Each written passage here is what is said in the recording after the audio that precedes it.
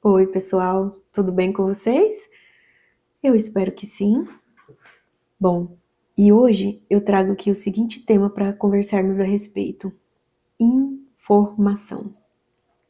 Não uma informação puramente tal qual ela é, mas sim nas considerações que nos fazem refletir que cada um tem um modo de acessar as informações, de modo consciente, eu digo, porque uma informação ela contém, eu acredito que talvez toda a verdade sobre aquilo, na consideração de que seja um arquétipo.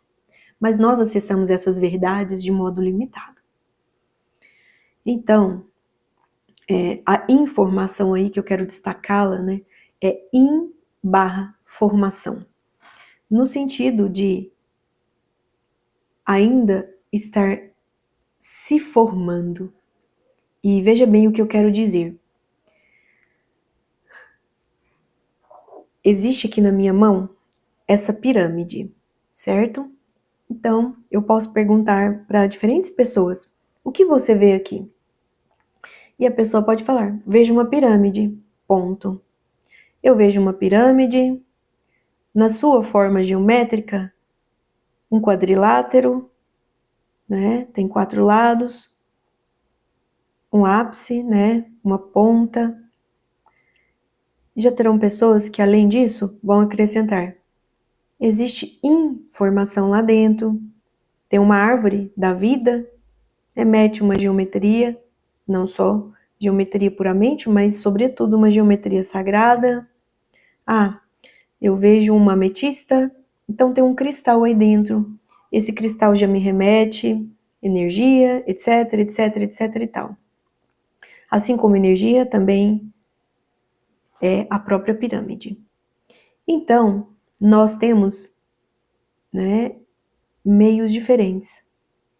Fazemos conexões sinápticas diferentes a respeito daquele conteúdo que já é nosso. Então, e também da forma da pessoa associar as coisas, né, pessoal? O que eu quero dizer disso? Nós enxergamos o mundo de acordo com as nossas limitações, né? Então, por isso que toda informação que chega ao campo, nesse sentido, né, está, por assim dizer, informação. Até mesmo porque eu posso associar essa pirâmide com a mão que a segura, e etc, etc e tal. O que eu quero dizer disso, Gislaine? É o seguinte: nós enxergamos o mundo de acordo com nossas vivências, com nossas experiências, com aquilo que acreditamos, né, de acordo com as nossas crenças. Até certo momento estão de um tamanho, daí vai evoluindo, evoluindo, evoluindo. Então, de fato, isso me faz inclusive lembrar que a partir do momento que o ser humano identifica uma informação, ele faz uma expansão de consciência e ela nunca mais vai voltar a ser como era antes. E o que ocorre? Hoje de manhã, logo quando eu acordei, com o despertador, antes mesmo de abrir os olhos, é como se eu tivesse escutado. Veio à minha mente Tales de Mileto e Fleming. Eu tive inclusive que repetir, né, para não esquecer. Porque por muitas vezes quando chegam informações assim, e eu sei que nada é por acaso, aquilo vai conjecturar algum insight positivo durante o meu dia. Então, eu firmei para não esquecer, porque nem sempre nós lembramos de dormir com papel e lápis, né, do lado da cama. Então, dependendo do projeto que eu esteja nele, né, para desenvolver insights, eu realmente faço assim, mas não sempre. E o que acontece? Eu fui repetindo, né, para não esquecer. Então, eu peguei o celular e dei um Google. Tales de Mileto e Fleming. Então, eu pude observar que foram cientistas, né?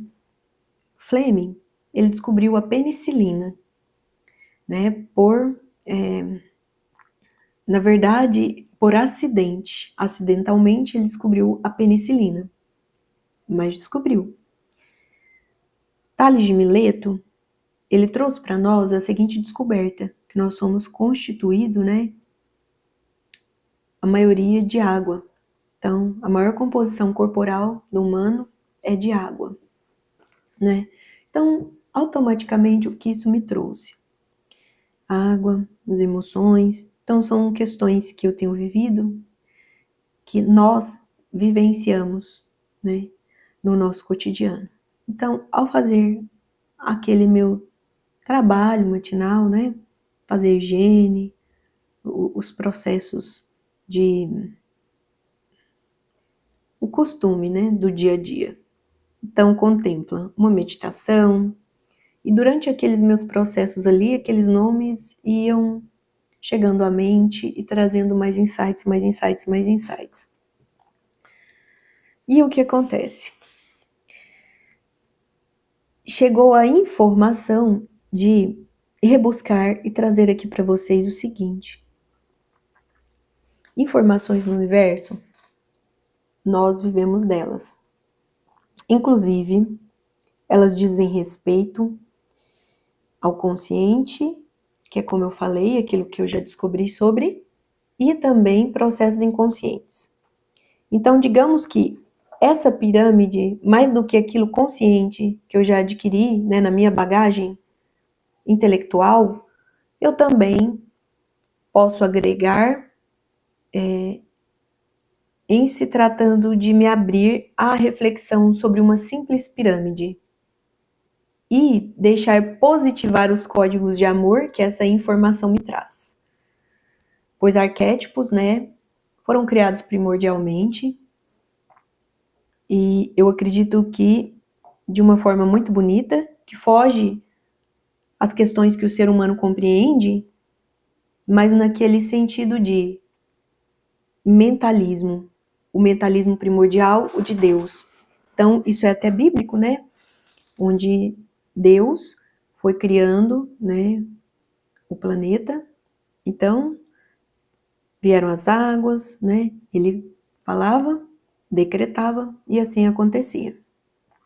Num sentido alegórico, em números de dias para a gente, diferente, né, do tempo de Deus, pois isso nós sabemos também, que tem muita diferença. E o que eu quero considerar aí? Mais do que trazer aqui a questão da lei do mentalismo, né, é trazer realmente o que essa determinada informação, independente de ser a pirâmide, independente de ser um quarto branco, independente de ser um símbolo, né, independente de ser, por exemplo, uma esfera, o que está contido ali naquele arquétipo, né? Então eu posso obter aqui, sim, por exemplo, essa flor de lótus, né? O que ela me remete? Ela não é de fato uma flor de lótus vegetal, mas ela me remete à informação, ou seja, ela carrega o significado, ela me remete à imagem e traz a essência de uma flor de lótus. Eu poderia dizer que a flor de lótus, num olhar mais rebuscado, então é alguém que se faz valer dos momentos difíceis como uma ave fênix, que ressurge das cinzas. E nesse caso não das cinzas, mas da lama. Então a flor de lótus, né, ela tem um significado muito bonito na espiritualidade, que diz respeito a isso. A pessoa, quando ela potencializa esse arquétipo na vida dela, ela justamente quer dizer: não tem problema a lama, pois tudo nutre, tudo auxilia, tudo coopera, né? Então nós tiramos a nutrição daquilo que à primeira vista não é tão bom assim, mas que no fundo vai ser de grande valia. Então uma flor de lótus, uma flor linda, cheia de pétalas, e vai retirando realmente a sua vitalidade da lama. Um arquétipo muito positivo, mas não é todo mundo que dá conta de utilizar esse arquétipo. No seguinte sentido, dependendo do todo arquétipo também, obviamente, carrega, né? Assim como o mundo aqui, planeta Terra é dual, o lado luz e o lado sombra. E os dois lados somam, né? A sombra, justamente para entendermos que podemos acender uma luz.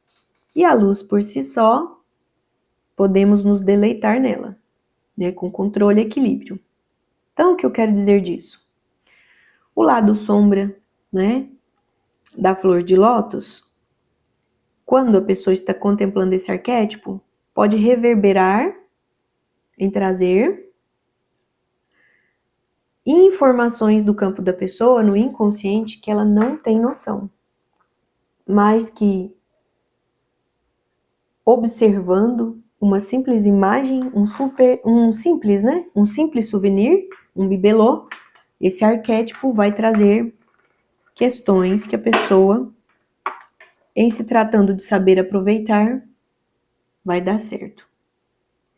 O lado luz, justamente esse potencial glorioso para nutrir essa flor linda e maravilhosa com essa quantidade de pétalas, né? O que nos sugere também compreendamos o seguinte: qual a quantidade de pétalas? Será que existe um número certo de pétalas numa flor de lótus? Qual o seu miolo? Nós podemos estudar até mesmo a constituição da flor de lótus. Então, qual a coloração dessa flor de lótus? E a luz maior dela ela se faz valer de se alimentar, né? Daquilo que vem da lama. Então, ela rebusca o seu melhor, daquilo que muitas vezes ninguém gostaria, né? Eu peço para a pessoa escolher um copo de água limpa e uma lama. Óbvio, depende do contexto. Mas na verdade a conversa aqui não é sobre isso. Não é sobre lama, não é sobre flor de lótus. No fundo, a conversa é: qual a informação contida nos arquétipos, ou nas imagens, ou nas visualizações que você tem feito valer na sua vida, através mesmo de um celular?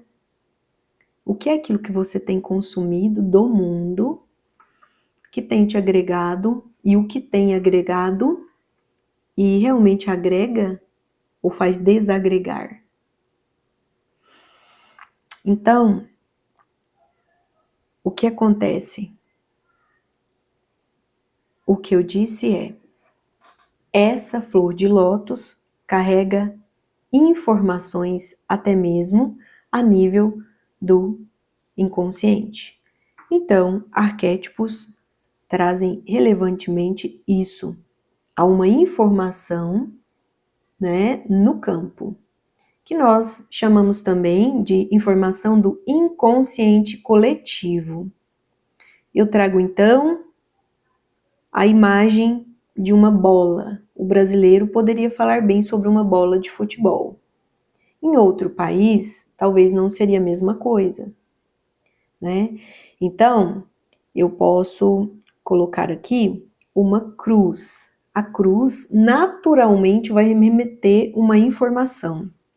Eu trago simplesmente uma carinha de sorriso, aquele smile, né? Ela vai trazer uma informação que é acessada através do inconsciente coletivo. Então já existe uma memória, né, numa caixa armazenada com aquilo. E de fato vai somando-se aos arquétipos primordiais, né? Então, por exemplo, nós falamos aqui de vegetal. Nós podemos falar também de animais. Então tem pessoas que se utilizam da águia, né, da coruja, e que pode optar por colocar essa frequência em sua vida no momento que queira, para potencializar o que o arquétipo indica em luz e também a retratação do que ele vai fazer você trabalhar na sua vida como sombra. Por exemplo, uma simples coruja, né? Então aqui, na verdade, tem N arquétipos nesta sala. E nada na vida é por acaso. Tudo remete a algo. Então, por exemplo, por que material escolar tem tanta corujinha? A coruja, ela é um símbolo, né, que traz em seu arquétipo, né? Então tem uma informação contida ali de sabedoria, busca pelo conhecimento, é boa para os estudos, né? Então, eu te pergunto, você tem se utilizado de arquétipo só porque acha bonito ou porque você realmente sabe o que carrega na essência? Vamos aprofundar um pouquinho mais. Sendo tudo informação, até a coloração de algo influencia. Então, peça para uma pessoa dormir num quarto negro, escuro. Gente, e não vamos causar indo para o sentido pejorativo, pelo amor de Deus. Aqui eu quero deixar claro o seguinte: um quarto todo preto, ele pode deprimir a pessoa que ali está. Pode, por quê? Depende de como a pessoa vai lidar com aquilo. Então, isso aqui eu trago exemplos, tá? Trago exemplos, lembrando que nada no mundo nesse sentido é regra, porque é muito da individualidade de quem usa. Assim também como um quarto todo branco, ele pode influenciar a questões terríveis na psique, né? Então, um azul, ele pode trazer calmaria, né? O rosa auxilia a desenvolver, por exemplo, o amor incondicional. E aproveitando o momento, eu trago estas informações pequenas, né, pessoal, diante de tudo que é relevante no universo. Então, queira compreender sobre arquétipos, pois eles também podem ser utilizados no seu entorno com consciência, né? Com consciência e para auxílio.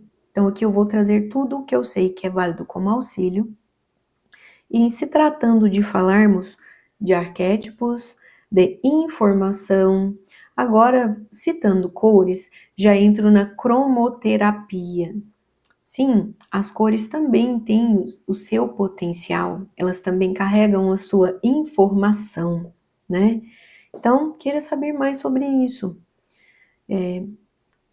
Além disso, gostaria também, já que eu entrei em cores, vamos falar dos raios, né? Das 7 cores do arco-íris, que no fundo elas são dispensações contidas nos raios dos mestres ascensos. Mas não vamos retratar sobre isso aqui exatamente. Então, eu trago informações a respeito e num próximo vídeo nós vamos falar sobre os mestres ascensos, né, da hierarquia divina, que carregam com primor a dispensação de todos os 7 raios, e mais do que 7 na verdade, porque são 12 raios. No entanto, 7 já é um número bastante importante para darmos conta desses 7 primeiros, né, pessoal? Então é isso. A minha reflexão para o momento é: quais as informações estão ao seu redor? Quais aquelas que já são cativas do seu coração, que te agradam? Elas são positivas? Tudo na vida tem seu lado positivo. Elas já não estão influenciando bem, né? Então eu só vou dar um exemplo aqui. O porquê, uma vez que isso foi dito, logo quando eu comecei, né, quando eu iniciei a jornada em busca de autoconhecimento, através do curso com o professor Hélio Couto, hoje sou aluna, até hoje, né, sou aluna dele, até hoje eu faço ressonância harmônica, e antes de ver e ouvir, né, aqueles mais de 50 vídeos do canal dele, que em sua grande maioria são gratuitos, inclusive são vídeos como etapas, né, para você se tornar um aluno ressonante, ou seja, para você realmente adentrar por esse caminho de acrescentar informação na sua vida, diga-se de passagem, para evoluirmos, pessoal. Tudo é sobre isso. Então, o Hélio Couto continua sendo uma ótima e maravilhosa opção para quem quer incrementar informações em sua vida, tratando, sanando aquelas informações não tão positivas, né? E acelerando, né, por assim dizer, caso o buscador assim o queira, garantir etapas melhores em sua evolução. Então, há de se ter decisão, afinco com a disciplina, né? Então, a partir dessa determinação já decidida, você quer fazer o curso, você faz e você se torna um aluno ressonante. Para você se melhorar, né? Para quê? Para quê, Gislaine?